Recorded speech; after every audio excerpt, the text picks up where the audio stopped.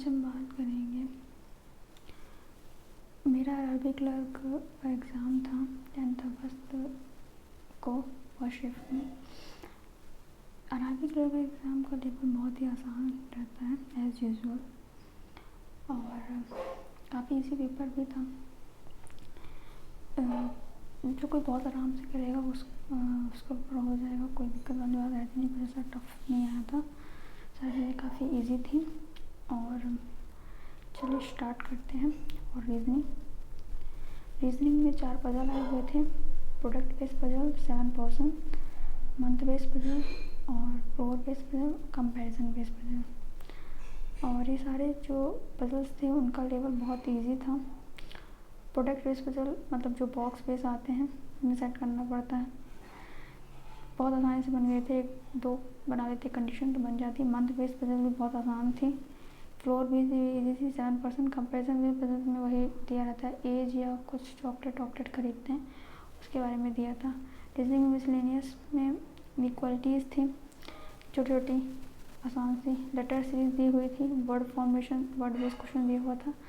और coding decoding थी, direction, syllogism, pair formation था, पेयर बनाना था, कितने बन रहे थे पेयर।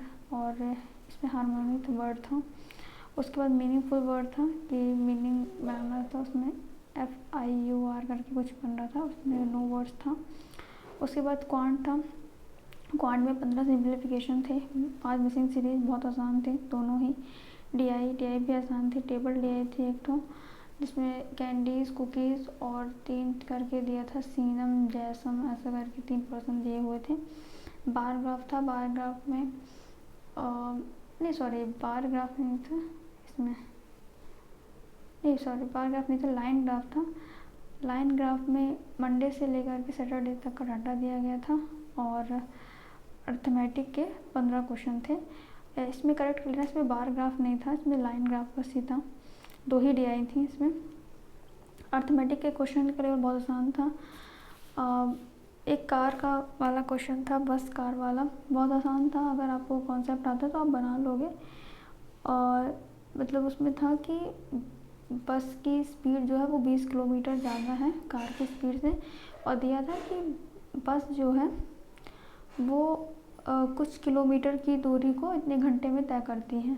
तो जब बस की स्पीड आ जाती तो फिर, क्योंकि बस की स्पीड 20 किलोमीटर ज़्यादा थी, तो 20 किलोमीटर अगर हम कम कर देते तो उसमें कार की स्पीड आती है, और कार की स्पीड 3 घंटे में नहीं, उसमें कुछ दिया होता कि हाँ इतने घंटे में तय करते तो कितने किलोमीटर की दूरी तय करते, तो स्पीड और टाइम का मल्टीप्लाई करते तो हमारा डिस्टेंस आ जाती।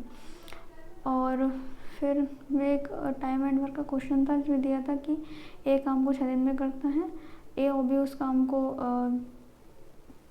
कुछ ऐसे फ्रैक्शन करके दिया था, जिसका फ्रैक्शन 24/7 बन रहा था। तो उससे टोटल वर्क निकाल लेते हैं, और उससे फिर हम एफिशिएंसी निकाल करके B की निकाल लेते हैं, वो किसी काम को कितने दिन में करेगा। एक राइट एंगल ट्रायंगल का क्वेश्चन था,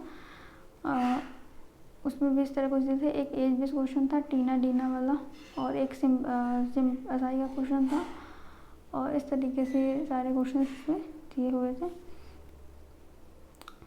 ठीक है, तो यही था इसका एनालिसिस। अब मैं थोड़ा अटैम्प्ट के बारे में बात कर लेते हैं। अटैम्प्ट मेरे जो इसमें, एक सेकेंड, हाँ मेरे जो इसमें अटैम्प्ट थे वो बहुत ही कम थे। मेरे रीजनिंग में 38 हैं, और क्वांट में मेरे जो अटैम्प्ट थे 31 थे। इस तरीके से जो मेरे अटैम्प्ट थे टोटल वो रहे हैं 69। तो यही था एनालिसिस। आई होप आपको सारी चीज़ें क्लियर हुई होंगी। God bless you, take care.